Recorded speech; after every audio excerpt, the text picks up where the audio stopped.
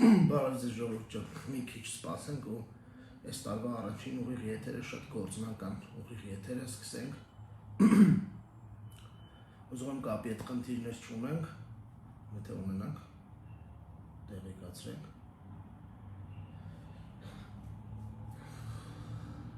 Ձեր խոսելու ենք նշված օրակարգով, հիմնական թեզերը հենց նշված օրակարգից են բխելու։ Մինչև այդ ասեմ, որ ես 2021-ը սկսել եմ շատ ծանր խղճի հայթով, շատ բարդ պայմաններում, որովհետև ամսի 31-ին գնացի Եռաբլուր և այն ինչ այնտեղ կատարվում էր, ուղղակի անտանելի էր և ուղղակի այն մեղքի զգացումը, որ դու որևէ ձևով դրա հետ կապ ունես կամ որևէ կերպ դա չես կարողացել կասեցնել, շատ ավելի է ծանրացնում մեղքի հետ խղճի պատասխանատվության զգացումը ու այդպես էլ եղավ, իրականում եթե իմանայի, որ այդքան ծանր կնստել միանշանակ չէի գնալ, չնայած երկար ժամանակ չէի գնացել։ Մի խոսքով այստեղից սկսել ենք շատ կարևոր աշխատանքային մթնոլորտում և ինչպես տեսնում եք, թեման գնալով քաղաքական ներքաղաքական զարգացումները ավելի բարձր եղման աստիճանի են հասնում։ Մենք ունենք մի իրավիճակ, որտեղ չկա որևէ պաշտոնական որևէ աղբյուր, որը որ մեզ կբացատրի ինչ է կատարվում։ Մենք գիտենք, թե թերևս բոլորը գիտեն, որ ամսի 11-ին Նիկոլ Փաշինյանը հերթական դավաճանական փաստաթուղթն է ամենայն հավանականությամբ ստորագրելու։ Հերթական փաստաթուղթը, որը որ չգիտենք, թե ինչ կլինի, որի մասին որևէ պաշտոնական, որևէ մեկնաբանություն չկա, մենք չգիտենք, մեր պետությունը ըստ էության փաստացի մեր պետությունը ինչ է ստորագրելու։ Մենք չգիտենք, որ ամսի 10-ով նախատեսված էր, որ Սյունիքի մարզից բազմաթիվ գյուղեր պետք է անցնեն, այդ թվում Շուրնուղը պետք է ասի Թշնամուն։ Մենք չգիտենք և գրված էլ չէր, որ պետք է ադրբեջանցիները գային հասնեին Սևանա լճի ափամերձ հատված և նկարեին Սևանա լիճը։ Մենք չգիտենք, որ Հայաստանի Հանրապետության ղեկավարին պետք է վերջին ձևով ծաղրի Թշնամի պետության ղեկավարը և Հայաստանի Հանրապետության ղեկավարը պետք է ձայնը կտրած նստի։ Մենք չգիտենք և դեռ մենք շատ բան չգիտենք, թե ինչ է բերելու մեր գլխին այս կենդանին, որը դեռևս շարունակում է մնալ Հայաստանի Հանրապետության ղեկավարի պաշտոնում։ Այստեղ կապը մի քիչ լավ չի, հուսով եմ այս անընդհատ ինքը գնալու է, ոնց հասկացա, հուսով եմ ընթացքում կդզվի ու նորմալ կապ կմնա։ Սկսենք նրանից, բայց տեսնում ենք, թե ընթացքն ինչպիսին է, հետաքրքիր նաև ներքաղաքական ընդդիմադիր դաշտում կան զարգացումներ, տեսնում ենք, որ Նիկոլ Փաշինյանի թիմակիցները սկսել են լքել իրեն արդեն այն թիմակիցները, որոնք որ կարևոր են, և ես երեկվա դրանից առաջ Գոր ազգանունը ներեցեք չեմ հիշում, Գորի մասով պատգամավոր, որը որ դուրս եկան, նրա մասով էր այդպիսի դիսկուրս ծավալվել, թե ինչի եք հերոսացնում կամ հերոսացնելու տեղ կա թե չէ։ Ես որոշեցի շատ կարճ այս թեզերից խոսել, հետո արդեն ապագայի մասին խոսել և այս ամեն ինչը պատկերացնելու համար ես պետք է պատկերացնել ընդամենը Նիկոլ Փաշինյանի թիմակիցների պատասխանատվության աստիճանը, ինչ աստիճանի պատասխանատվություն ունեն այդ մարդիկ և ովքեր են այդ պատասխանատվությունը կրողները և ովքեր կրողները չեն։ Ասել ձեզ իմ խորին համոզմամբ չկա մի թիմակից Նիկոլ Փաշինյանի, որը չկրի Արցախի հողերը հանձնելու պատասխանատվությունը։ Չկա այնպիսի մեկը, որը որ անգամ այսպես ասեմ թաղապետերը, օրինակ կենտրոնի թաղապետ Ավետը, որի մայրը քույրը հարձակվել էին ցուցարարների վրա Կևյան փողոցում գտնվող իրենց այդ բակի շենքի բակում, անգամ ինքը կրում է պատասխանատվությունը։ Հողերը հանձնելու, այդքան երեխեքի մորթելու, այդքան մարդկանց տնավեր անելու, բոլորը ովքեր Նիկոլ Փաշինյանի կողքին կանգնել են։ Նրանք բոլորը կրում են այս ամեն ինչի պատասխանատվությունը, պարզապես տարբեր հետևանքներով։ տարբեր հետևանքներ են ունենում իրենց պատասխանատվությունը ունենում է տարբեր հետևանքներ։ Միքայել Պողոսյանը եւս կրում է դրա պատասխանատվությունը։ Բոլոր մշակութային գործիչները կրում են այս ամեն ինչի պատասխանատվությունը։ Բայց այստեղ հարց է առաջանում. արդյոք կան մարդիկ, կան գործիչներ, որոնք պետք է ստանան այդ հումանիտար միջանցքը, որպեսզի այսպես ասենք, հա, իրենց սխալների ուղղելու վրա ինչ որ չափով աշխատեն։ Անկեղծ ասել, ես էլ եմ երկար այս թեմայով մտածել։ Այն 2 տարիները, որ 2.5 տարիները, որ մենք ունեցանք այս ընթացքում, այս մարդկանց կողմից Նիկոլ Փաշինյանի հետույքը լիզելու, Նիկոլ Փաշինյանի այդ հանցավոր համագործակցության գնալու փաստերով հանդերձ, ուղղակի ինձ անձամբ բարոյապես թույլ չեն տվել, որ ես այդ մարդկանց դարձի գալը ընդունեմ։ Հա, ու ես ինքս չեմ կարողացել ընդունել օրինակ նույն Միքայել Պողոսյանի դարձի գալը, նույն Լալա Մնացականյանի, նույն N1-ի։ Ինձ համար հոգեբանորեն անընդունելի է եղել, որտեղ իմ աչքերի առաջ է եղել 2.5 տարի մեր կողմից արված աշխատանքը, որ մենք գոռում էինք, աղաղակում էինք, որ ամեն ինչ շատ վատ է, այս մարդը Արցախ է հանձնում, եւ այդ մարդկանց Նիկոլի հետ ձեր բռնած Արցախը հանձնելու այդ գործընթացը իմ աչքերի առաջ էր։ Բայց զուտ քաղաքական մտածելակերպ ունենալով ես հասկացա, որ չի կարելի չմոռանալով նրանց պատասխանատվության չափաբաժնի մասին գնալ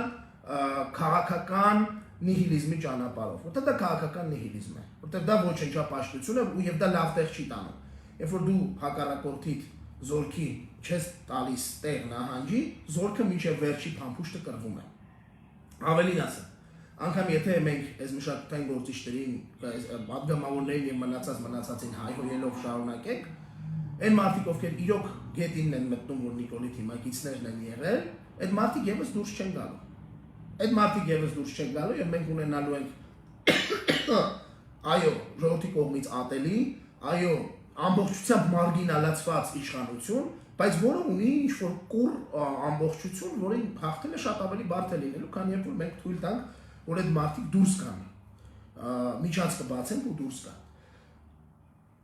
Ու հումանիտար միջանցքի մասով բարձ ասեմ, սա չի գործում իշխանության բոլոր ներկայացուցիչների համար։ Բոլոր այն մարդիկ, ովքեր մանդատը դրեցին ու փախան, նրանք թուլամորթներ են։ Այդ մարդկանց մասին չի խոսքը։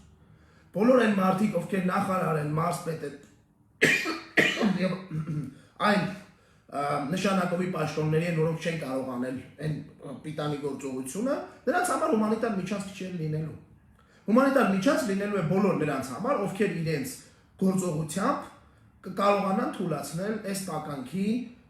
իշխանությունը։ Ես երբ գրել եմ մի շատ կարևոր կետ, որ անարյուն հեռացման համար հնարավորություն է սա։ Մեզ պետք է ունենալ այդ հնարավորությունը, գոնե օգտվել այդ հնարավորությունից։ Ժողովուրդ, հակառակ տարբերակը Արյունն է, Նիկոլ Փաշինյանը այլ գնալու տարբերակ չի թողել։ Արյունով գնալը բոլորիս համար ունենալու է բացասական հետևանքներ։ Միգուցե շատերի սրտով է լինելու, այդ նաև իմ օրինակ, հա, բայց քաղաքական առումով մենք ունենալու ենք կորուստներ։ Եվ եթե մենք հիմա թույլ չտանք, չբացենք այս միջանցքը, որ այս մարդիկ դուրս գան, հիմա ես կասեմ կոնկրետ որ պաշտոնյաների մասին է խոսքը, ովքեր ունեն այդ հումանիտար միջանցքը եւ ովքեր չունեն այդ հումանիտար միջանցքը։ Եթե չթողենք դա լինի, մենք գնալու ենք արյունոտ ճանապարհով։ Արյունոտ ճանապարհով գնալը ամենաանցանկալի սցենարն է ցանկացած ողջամիտ մարդու համար, որովհետեւ անկախ ամեն ինչից, այո, վերջում կտրվելու է դավաճանի գլուխը, անկախ ամեն ինչից, ցանկացած արյունոտ սցենարի դեպքում, բայց մինչ այդ լինելու են բազմաթիվ տուժողներ, եթե ոչ զոհեր երկու կողմերից էլ։ Ինչը մեզ համար, գոնե ինձ համար անընդունելի է, լավ այսպես ասեմ։ Եվ սա ամենավատ սցենարն է, որը կարող է լինել։ Նիկոլ Փաշինյանը մեզ ուրիշ երկ չի թողնում, բայց Նիկոլ Փաշինյանի այն թիմակիցները, որոնք կարող են դրա վրա ազդեցություն ունենալ, պետք է ստանան հումանիտար միջանցք։ Որոնք են այդ մարդիկ, որոնք ունեն այդ միջանցքը, դրանք պատգամավորներն են։ Առաջին տեղում դրանք պատգամավորներն են։ Բոլոր այն պատգամավորները, որոնք որ կցանկանան իրենց գիտակցաբար թե չգիտակցված դավաճանությունը, անկախ ամեն ինչից վերջնացուկը նույնն է, դավաճանություն է դա։ Հիմա գիտակցել են թե չեն գիտակցել, դա իրենց խնդիրն է։ Այն պատգամավորները, որոնք գիտակցեն, որ իրենց կողմից գործած դավաճանությունը որևէ ձևով նրանք փորձելու են, այսպես ասած, մեղմել, որտեղ սա մեղմել է լինելու, սա վերացնել չի լինելու այս դավաճանությունը։ Այդ պատգամավորները պետք է ստանան հումանիտար միջանցք։ Այդ պատգամավորներին գոնե չի կարելի քննադատել այն ընթացքում, որ դեռ Նիկոլ Փաշինյանը իշխանության է։ Ես Սոֆիա Հովսեփյանին շատ չեմ սիրում։ Ասեմ ավելին, մենք ժամանակին իրար հետ անցած ճանապարհ ունենք, անցած ճանապարհ չասեմ իրար հետ, էլեկտրիկ Երևանի ժամանակ Սոֆիան կար, ես Սոֆիա Հովսեփյանին անկեղծ որևէ սիմպաթիա չունեմ այս այդ մարդու նկատմամբ։ Լրիվ լուրջ։ Գորի վերաբերյալ չունեի որևէ սիմպաթիա, բայց ես անթույլատրելի եմ համարում այդ մարդկանց քննադատելը այս փուլում, որտեղ այդ մարդիկ առանց էտել կանգնած են դեպի բերան։ Ես ձեզ մի պատմություն պատմեմ, որը այս վերջերս ինձ ասացին, իդեպ չեմ անուն բնականաբար չեմ տա, իմ քայլի պատգամավորներից մեկի պատմածն եմ ասում։ Ես ինձ այսպես ասած թույլ տվեցի, որ հանդիպել այդ մարդու հետ, կոտրեցի իմ մեջ տարբեր բաներ, հանդիպել իհարկե միջնորդի բանով, միջոցով։ Ինչ էր փոխանցում այդ մարդ, ասում էր ուրեմն Նիկոլը բոլորիս վրա ունի վիդեոներ, բոլորի վրա ունի կոմպրոմատներ, տարբեր տեսակի կոմպրոմատներ։ Մարդիկ կան, որոնք ընտանիք ունեն, բայց գեյ են, մարդիկ կան, որոնք ընտանիք ունեն, բայց ունեն նաև կողքից այլ հետաքրքրություններ ու զբաղմունքներ, մարդիկ կան, որոնք կազինո են խաղացել, մարդիկ կան, որոնք Նիկոլի մերձավոր բարեկամների հետ հայտնի գործարարներից մեկի, չգիտեմ, որդու թե փոքր եղբոր, թե չգիտեմ ինչի բարեկամի հետ միասին քթերն են քաշել։ Այս մարդկանց վրա բոլորի վրա կա կոմպրոմատ։ Այս մարդիկ գիտակցում են, որ իրականում իրենք պատասխանատվություն են կրում Արցախը հանձնելու համար, բայց այս մարդիկ վախենում են դուրս գան, որտեղ Նիկոլը այդ կոմպրոմատներով սպառնացել է նրանց։ Ու դրան հաջորդեց Լուլուի հայտնի իրանման հայ դուլոյական կռուտիտը, որտեղ որ ինքը ասում էր, որ ես բան եմ արել, հրաժարվող դուրս եմ գալու, հրադնելու եմ, մանդատս հետո չդրեց, հետո քաղաքում համառորեն լուրեր էին բտտվում, հետո այդ լուրերը հաստատվեցին, որ այդտեղ սեռական տեսանյութ կար։ Նիկոլն այսպիսի մարդ է։ Նիկոլն իր բոլոր խմբակիցների վրա պահում է նմանատիպ կոմպրոմատներ։ Այդ կոմպրոմատներով այս մարդը այդ ժողովրդին վախացնում է, որպեսզի դուրս գան։ Հիմա այդ մարդիկ իրենց մեջ քաջություն են գտնում կոմպրոմատները անտեսելով, հաղթահարելով, դուրս գան եւ ասեն, որ մենք դեմ ենք քո դավաճանությանը, իսկ այստեղ շատ հստակ մեխանիզմ է գործում, ժողովուրդ ջան, շատ հստակ մեխանիզմ է գործում։ Դա պետք է լինի այն ժամանակ, երբ որ դրա արդյունավետությունը դեռևս կա ու դեռևս ակտուալ է քաղաքական ընդհանուր իրերի դասավորվածության վրա։ Այսինքն այնպես չի, որ վաղը մյուսօրը Նիկոլին անհավատարմություն հայտնելու ժամանակ, չգիտեմ, անվստահություններից եք, անհավատարմությունը Աննան պետք է հայտնի։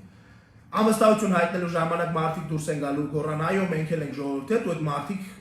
ներվեն կամ օգտվեն հումանիտար միջանցքից։ Ոչ, այդ մարդիկ շատ կարճ ժամանակ ունեն։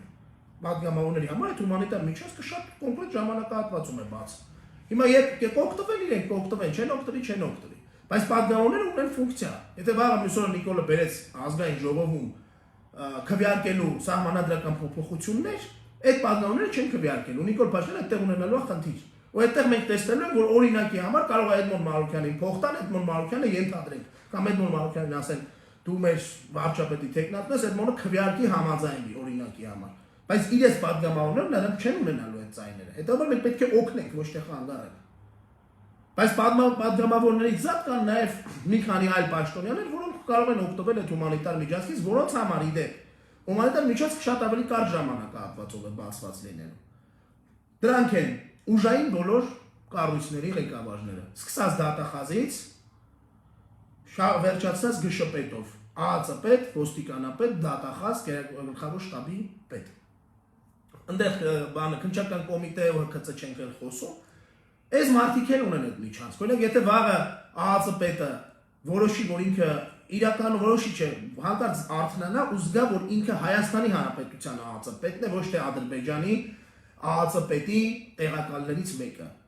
Եվ գնա Նիկոլ Փաշինյանին կալանավորի, ոչ թե գախնի հանդիպի Նախիջևանում Ադրբեջանի ԱԱԾ պետի հետ, Մոսկվայում գնա հանդիպի ԱԱԾ պետի հետ Ադրբեջանի ու Ադրբեջանի ԱԱԾ պետին թանկարժեք նվերներ տա։ Եթե դրա փոխարեն լինի նա, այսինքն հասկանա, որ ինքը Հայաստանի ԱԱԾ պետն է ու ձերբակալի Նիկոլին, մենք կունենանք ընդհանուր առմամբ բավականին լավ exit strategy ունեցող ԱԱԾ պետ ու ինքը կօգտվի այդ հումանիտար միջանցքից։ Նվազագույնը ԱԱԾ պետը կլինի եկող մեծ դատավարության ընթացքում վկայի կարգավիճակում ոչ թե մեղադրյալ է։ Այսինքն մենք այս պարզ բանը պետք է հասկանանք։ Նույնը ԳՇՊ-ին է վերաբերում, չնայած ԳՇՊ-ը ոնց որ արդեն շատ նեղացրել է իր հումանիտար միջանցքի չափերը։ Նույնը վերաբերում է ոստիկանապետին, որը ասում են չնայած որ Նիկոլի ընկերն է, դասընկերն է, այնուամենայնիվ այդ տղեն նորմալ սպա է, չգիտեմ, ամենայն դեպս ինչքանով է դա ճիշտ, ամենայն դեպս շատ դեպքերում ես այդ չեմ տեսնում փողոցում։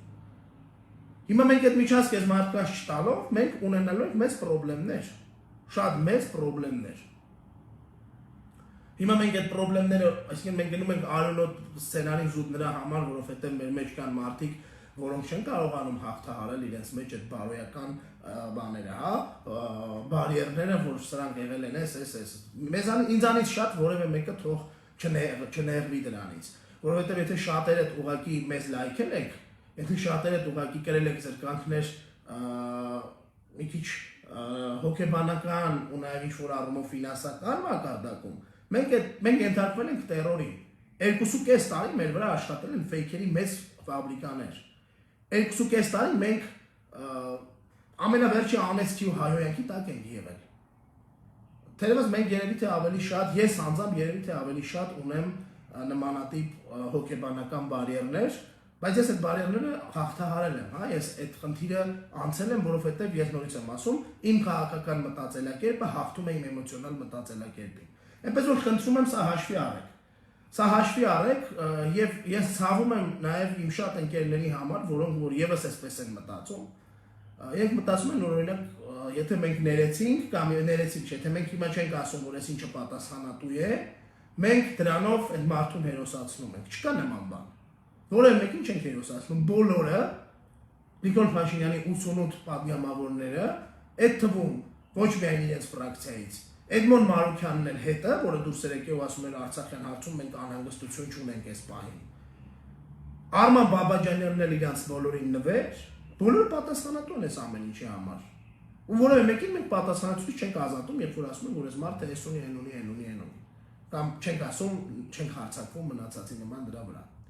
Կան մարդիկ, օրինակ նախկին պաշտոնաթող ոստիկանապետ, օրինակ Արման Սարգսյանը լամպոչկա են հայտնի, որը պատասխանատվության է ենթարկվելու, չնայած նրան որ ինքը դուրս է եկել համակարգից, այսինքն ինքը դուրս չեկել են հանել Ռադեն արել համակարգից, որտեղ ինքը մտել է մարդկանց տներ, սիգարետով ոստիկաններին հրամայել է կտցնեն պոլին, վախացնեն երեխեքին, տարբեր ամբից մարդկանց վրա կարել բռնաբարության ու մնացած բաների հոդվածներ։ Դրա համար Արման Սարգսյանը որտեղ են լինի, գերեզմանում է լինի, իրեն հանելու են, ասել են դու պատասխան ես տալու։ Արգիշտի Քարամյանը պատասխան է տալու այսպես թե այնպես։ Նաև Արցախյան այս կորուստների համար։ Բայց այն մարդիկ, որոնք որ հիմա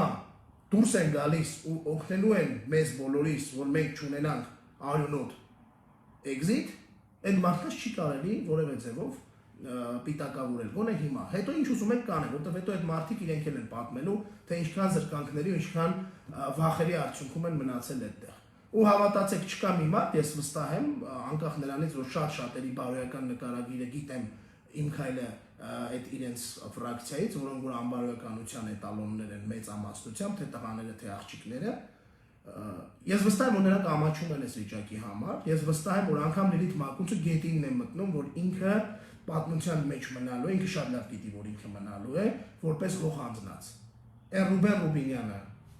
բոլորն են ամաչում, բայց նաև այս մարդիկ չունեն, չէ, հումանիտար միջազգ, Ռուբեն Ռուբինյանը ինչ հումանիտար միջազգ պետք է ունենա։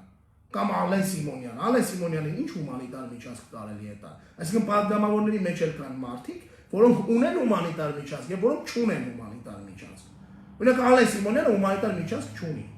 Տերմինատոր Արոն չգիտեմ, կարող է տերմինատոր Արոն էլ չունի։ Իմ կարծիքով չունի, բայց դա շատ սուբյեկտիվ է։ Բայց այն մնացածը, որոնց անունները մենք անգամ չգիտենք, այդ մարդիկ ունեն։ Որտեղ այդ մարդիկ գետինն են մտնում նրա համար, ինչ որ տեղի է ունեցել։ Իդեպ ասեմ, տերմինատոր Արոնն ու Ալենն են գետինը մտնում։ Ուղղակի վախից ու արած կերած բողկերի քանակից նրանք այլ երկ չունեն, նրանք էլ հետադարձ ճանապարհ չունեն։ Այն մարդիկ, ովքեր ունեն, եկեք այդ մարդկանց թույլ տալ, որ գոնե դավաճան վիժվածքին առանց արյուն հեռացնելու հնարավորությունը մեզ թույլ տան ունենալ։ Այսքան է այս մասով, ու ես հուսով եմ, որ մեր մեջ սա կգիտակցվի, քանի որ հակառակը շատ վտանգավոր է, հակառակը ապաքաղաքական է, հակառակը Հայաստանի Հանրապետությանը վնասելու է ավելի շատ, քան օգնելու է։ Այնպես որ հույս ունեմ, որ այս մասով ես շատ հստակ էի եւ շատ փաստարկված, եթե կան հակափաստարկներ քննարկենք սիրով։ Մյուսը այն մասին, թե ինչ է կատարվում ընդդիմադիր դաշտում, ինչ վիճակ է այս պայմանավորության առաջնորդների ղեկավարած պայքարում ընդդեմ Նիկոլ Փաշինյանի, որը շատ կարևոր թեմա է, որի մասին անընդհատ մեզ ասում են, գիտեք, շատ ծանր է, երբ որ փողոցում մեզ մեղադրում են բաների մեջ, որտեղ որ մենք որոշում կայացնող չենք ընդհանրապես։ Բայց մենք ստիպված դա լսում ենք, մենք ստիպված դրան ենթարկվում ենք եւ չգիտենք ինչ անենք։ Ես այս առումով մի շատ հետաքրքիր բան եմ մտածել, որտեղ որ հստակություն կա գոնե, թե ինչ կարելի է անել, ինչ չի կարելի անել։ Նորից այս դուերի եւ դոնթերի բանն է գնում, հանգադրությունն է, որ ես փորձել եմ ամբողջացնել։ Ուրեմն մենք մի բան չենք հաշվի առնում, որը ես մերել եմ ասելով եւ ես կուզեմ, որ մեզանից յուրաքանչյուրը ով հիմա է նայում ուղիղ եթերը, ով հետո կնայի, պարտադիր հաշվի նստի այս հանգամանքների հետ։ Այն օբյեկտիվ դժվարություններից եմ ուզում խոսել, որոնք որ արկա են Նիկոլ Փաշինյանին հեռացնելու այս գործընթացում, որոնք իրոք շատ մեծ ու շատ վտանգավոր ու շատ վտանգավոր չասեմ, բայց շատ challenging են, հա, իրանք շատ բարդ են հաղթահարել են։ Մենք գործ ունենք 2.5 տարի ատելություն գեներացրած, ատելություն բոլոր մնացած ուժերի նկատմամբ, սուտ ու կեղծիք տարածած, պոպուլիստական եւ 80%-անոց ռեյտինգ ունեցող, իհարկե այդ 30%-ն է իրենց ընտրել համաձայն է մեծ հաշվարկի, բայց մենք գործ ունենք այս մասայի, այս մարդու հետ, այս իշխանության հետ։ Մարդ, որը չի խորշել իր պաշտոնավարման ընթացքում ստել, խաբել, թալանել, իդեպ, բայց դրանում մեղադրել բոլորին, բացի, այսպես ասած, այն հիմնական սուբյեկտից, որը որ ինքն է։ Այս օբյեկտիվ դժվարությունների նաև գումարվում է հասարակության լայն շերտերի, այսպես ասած, մեջ քաղաքականության նկատմամբ հիասթափությունը։ Ես չեմ ասում, որ ժեխին չի վերաբերվում խոսքը։ Ժեխը միշտ կա, ժեխը ագրեսիվ ժեխը կա եւ այդ ագրեսիվ ժեխն է այսօր այս մարդու հիմնական բանը, հիմնական հենարանը։ Չնայած այդ ագրեսիվ ժեխին մենք իջացրել ենք ներքև շատ։ Մենք չէ, նաեւ այս քաղաքական իրողությունները։ Այս մարդը կարողացել է հանրությանը ամբողջությամբ հիասթափեցնել, մարդկանց մեջ մտցնել ատելություն։ Մարդիկ ատում են հաջողակ մարդկանց։ Մարդիկ ատում են իրենց նորմալ ապրող, լավ ապրող հարևանին։ Մարդիկ ատում են իրենց ընկերոջը, քանի որ իրենց ընկերը մի քիչ ավելի լավ է մտածում, ավելի լավ է ապրում, քան իրենք։ Ինչու որտեղ Նիկոլն ասել է, որ լավ ապրողները դրանք բոլորը թալանչիներ են։ Այդ 20-30 տարվա գեներացված ատելությունը իշխանություն կրողների նկատմամբ, չնայած որևէ կերպ չհիմնավորվեց, որևէ դատական ակտով չհիմնավորվեց, բայց այնուամենայնիվ Նիկոլ Փաշինյանը կապիտալիզացրեց ու այս պայմաններում վերցրեց իշխանությունը։ Շատ բարդ է անգամ, այսպես ասեմ, մենք կորոնավիրուսով մարդկանց մահանալը, որ իրենց էլի պատճառով է լինում եւ ինչի համար իրենք էլի դատվելու են։ Անընդհատ դրանից խոսում ենք, ոչ մի դրա բոլորը դրա վրա թքած ունեն։ Մենք ասում ենք Արցախը տալիս են, տալիս է, տալու է եւ այլն, որևէ մեկը դրան ուշադրություն չէ դարձնում, որովհետեւ կար այս օբյեկտիվ իրականությունը, որը Նիկոլը կարողացել է ստեղծել։ Ամեն օր նոր ստերով, ամեն օր երկիր հժերում նորից արթնանալով։ Եվ այս օբյեկտիվ դժվարությունները չի կարելի հաշվի չառնել։ Չնայած նրան, որ մենք այնպիսի շոկային թերապիայի ենք ենթարկվել Արցախը տալով, որ շատ դեպքերում այո, ես էլ հայ ժողովրդից չէի սպասում նմանատիպ վերաբերմունք։ Բայց կներեք, հայ ժողովուրդ չկա։ Կա ազգ եւ կա ժողովուրդ, որոնք որ ըստ էության ժեխապետի հետ են, որովհետեւ իրենց մասն է Նիկոլ Փաշինյանը, հասկանում եք։ Նիկոլը այդ ժողովրդի ընդհանուր պատկերն է, մարդ, որը երբեք աշխատանքով փող չի վաստակել, մարդ, որը ստելով, կեղծիքով, մարդկանց վրա շառ անելով է փող աշխատել, մարդ, որը կլիաուզնիկություններով ընտանիք է պահել։ Այս ընդհանուր պատկերը շատ դժվար է ժողովրդի մեջից փոկել։ Հիմա մենք բոլորս պետք է դա անենք։ Հավատացեք, Նիկոլ Փաշինյանի իշխանությունը գոյություն չունի։ Նա այսօր Հայաստանում իշխանություն չունի, նա Ալիևի կատարածուն է Հայաստանում։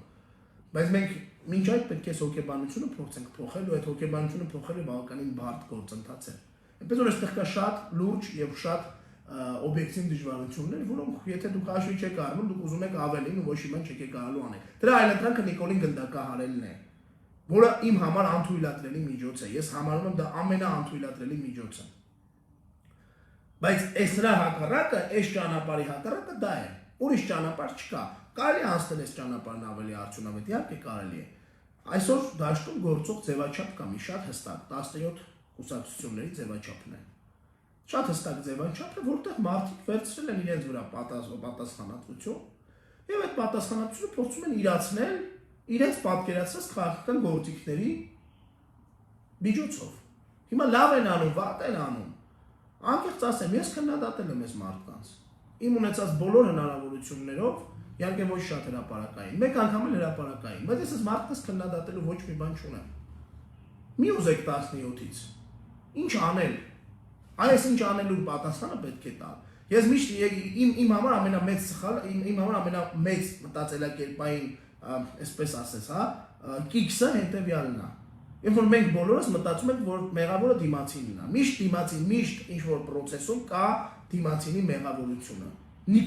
Դա նիկոլիզմն է, ժողովուրդ ջան։ Օրինակ իմ մոտ երբ որ արդեն անընդհատ ասում են, դες 17-ն է մեղավորը, ասում դու ես մեղավոր։ Որտեղ քո մեղքի համար դու փնտրում ես ինչ-որ մեղավորներ։ Մի փնտրեք մեղավորներ։ Ձևավորեք ձեր համար այլընտրանքային ձևաչափեր։ Առանց քննադատելու 17-ին, առանց քննադատելու այն մնացածին, ովքեր որ կձևավորեն ձևաչափեր ու կփորձեն այդ ձևաչափերով նպաստել ընդհանուր գործին։ Հիմա ես մի շատ կարճ պատմական ակնարկ կանեմ եւ ասեմ իմ պատկերացրած ձևաչափի մասին, որը որ այսպես թե այնպես մենք իրականացնելու ենք, դա լինի, չգիտեմ, ընդունելի, թե չընդունելի, բայց ըստեղ դա լինելու է արդյունավետ։ 1999 թվականին Սերբիայում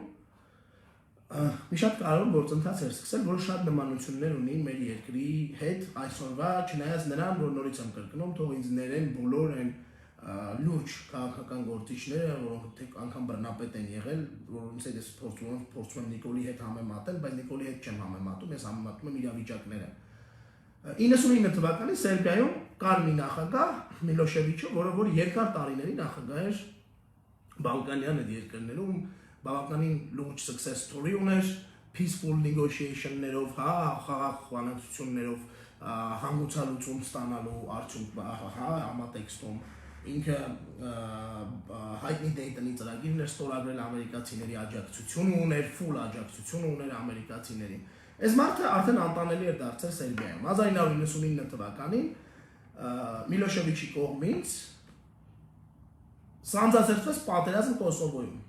Ամերիկացիները մտան Կոսովո, լավ էսպես ասեմ, իմ հակա արևմտական մտածելակերպ ունեցող ընկերների համար։ Ամերիկացիները մտան Կոսովո։ Ժողովուրդը սկսեց դրանում մեղադրել Միլոշևիչին, բայց Միլոշևիչը Կոսովոյի ներխուժումը ամերիկացիների անհնարավոր բոլոր ձևերով մոտեցրել էր։ Այնպես ինչպես Նիկոլը մոտեցրել էր Արցախյան պատերազմը, չունենալով դրա համար համապատասխան նախապատրաստություն։ Եվ Սերբիայում զոհվեցին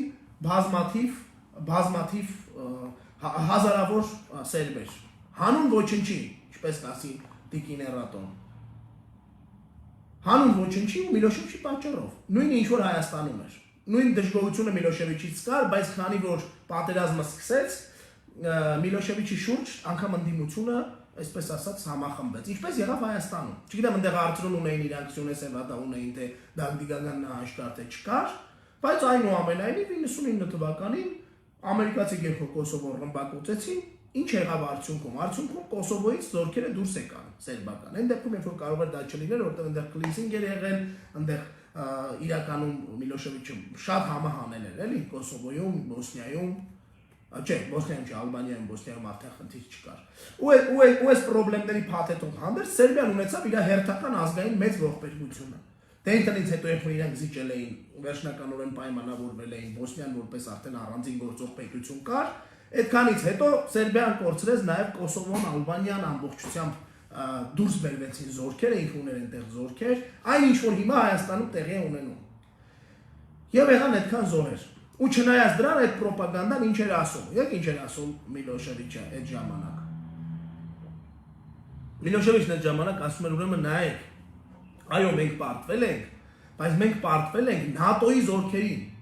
Մենք պարտվել ենք Ամերիկայի, Բրիտանիայի, Ֆրանսիայի, ինչ որ Նիկոլը ասում էր, պատերազմից հետո, երբ որ ասում են մենք չենք պարտվել Ադրբեջան, մենք պարտվել ենք ՆԱՏՕ-ի բանակ Թուրքիային, Ադրբեջանին ու Վարդսկաններին, նույն իրավիճակն էր, լրիվ նույն իրավիճակն էր։ Ու Սերբիայում կար մի հետաքրքիր իրավիճակ, երբ որ այնտեղ քաղաքական գործիչները Զորան Ջինջիչի գլխավորությամբ, Կոշտունիցայի գլխավորությամբ չխառնել ուրիշ բանի հետ։ Փորձում էին նույն ձևաչափով ինչ որ հիմա կա 17 օր, դա մեր մոտ, հա։ Նույն ձևաչափով փորձում էին Միլոշևիչին իշխանությունից հեռացնել։ Բայց քանի որ Միլոշևիչն էր գլոբալ առումով նիկոլական խարիզման ու պոպուլիզմը, նաև պարտվածի հոգեբանությունն ու պարտվողականության հետևանքները կրող մարդ էր, ու նաև բռնապետի տարբերությունն էս ողորմելու, որտեղ Սասկի բռնապետ իր տանը չի կարացել լինի, հենա սար ինտերնետը խոսում է իր տան անկողնուց։ Շատ ավելի բարդ էր այդ ամեն ինչը հաղթահարել, բայց այդտեղ ժողովուրդը նույն վիճակում էր, ինչ որ մեր ժողովուրդն է։ Կար Ժեխ, որը Միլոշևիչի հետ էր, որտեղ Միլոշևիչը Դեյտոներ արել, որտեղ Միլոշևիչը Ամերիկայի ներկայացուցիչն էր, Ամերիկայի օժանդակությամբ հարցեր էր լուծել, չնայած մի օրում դարձավ նաև թշնամի այդ նույն Ամերիկային։ Ու այս Ժեխը պահում էր Միլոշևիչին ու ասում էր ես զզվում եմ ձեզնից բոլորիցը, թե Կոշտունիցայից, թե Զորան Ջինջիչից, թե մնացած քաղաքական գործիչներից։ Մեծ կուսակցություններ էին, լուրջ կուսակցություններ էին, որոնք պայքարում էին։ Ու այդ ընթացքում այս ամեն ինչը լավ հասկանալով ստեղծվում է այդ երկրում երիտասարդական նոր նախաձեռնություն, երիտասարդներից բաղկացած, որտեղ ներգրավում են ողջ սերբ հասարակության բոլոր շերտերը, որը կոչվում է ատպոր, ու այդ ատպորը սկսում է առանց խանգարելու քաղաքական գործիչներին աշխատել հասարակության հետ, չլինելով ոչ քաղաքական ուժ, չհավաքնելով երբևէ քաղաքական որևէ տեսակի ախորժակ չունենալով, եւ ատպորը փորձում է իրականացնել այն ամեն ինչ, ինչ որ իր կարծիքով չեն իրականացնում քաղաքական գործիչները։ Եվ այդ ատպորը կարողանում է երկար ժամանակ 2000 թվականի օրինակ նոր տարվա գիշերը մարդկանց հավաքել, ամոթանք տալ ուղարկել տուն ու ամենօրյա աշխատանքով հասնում է նրան, որ նույն 2000 թվականի հուլիսի 23-ին Միլոշևիչը ստիպված գնում է արտահերթ ընտրությունների։ Այդ մանրամասները չեմ պատմի, եթե ուզում եք այնտեղ հետաքրքիր ֆիլմեր կան կարող եք նայել։ Արտահերթ ընտրությունների է գնում Միլոշևիչը եւ հաղթում է այդ արտահերթ ընտրությունները։ Բոլորը գիտեին, որ այդպես էլ լինելու է։ Բոլորը գիտեին, որ Միլոշևիչը կեղծելու է ընտրությունները։ Բոլորը դա գիտեին։ Բայց գնացին այդ ընտրություններին, ոչ թե սկսեցին գոռալ, որ ընտրություններին գնալը հանցագործություն է եւ այլն եւ այլն։ Իսկ ինչ եղավ հետո շատ ուզիչ էր։ Արդյունքում Միլոշևիչի ջախջախի հաղթանակից հետո հենց հաջորդ օրը մի քանի օր հետո երբ որ կենտրոնական ընտրական հանձնաժողովը հայտարարեց այդ ջախջախի հաղթանակի մասին, որը չէր եղել, ողջ քաղաքական ուժերը սկսած միասնական ընդդիմության տեխնացուի շուրջ հավաքվածի դեպ քաղաքական միասնական տեխնացուն, եթե չեմ սխալվում, հենց Ջինջիչն էր այդ ժամանակ իրենց միասնական տեխնացուն, որից ատարում էր նաև ատպորը։ Եվ 2000 թվականին բոլորը եկան Բելգրադ, ու այդտեղ հայտնի է բուլդոզերների հեղափոխություն անունով դա, բայց դա բուլդոզերների հեղափոխություն չէր, դա շատ երկար էփված հեղափոխություն էր։ Այդ ժողովուրդը չէր հիասթափվել, չնայած լիքը հիասթափվելու տեղ ուներ։ Մեզանից յուրաքանչյուրը պարտավոր է հասկանալ մի շատ կարևոր բան։ Մենք հիասթափվելու իրավունք չունենք։ Ամեն անգամ, երբ որ մենք մտածում ենք հիասթափվելու կամ դիմացինին ձախողման մեջ մեղադրելու մասին, ամեն այդ անգամ մեր աչքերի առաջով պետք է գնան մեր 5000 եւ ավելի զոհերի նկարները։ Այն մարդկանց ապրումները, որոնք կորցրեցին տներ։ Այն մարդկանց ապրումները, որոնք ունեն դեռևս անհետ կորած զինվորներ։ Դուք լավ գիտեք, որ այդ զինվորների մեծ մասը ըստ էության ոչ թե գերության մեջ է, այլ զոհված է, պարզապես նրանց մարմինները չկան։ Այն մարդկանց անունները, որոնք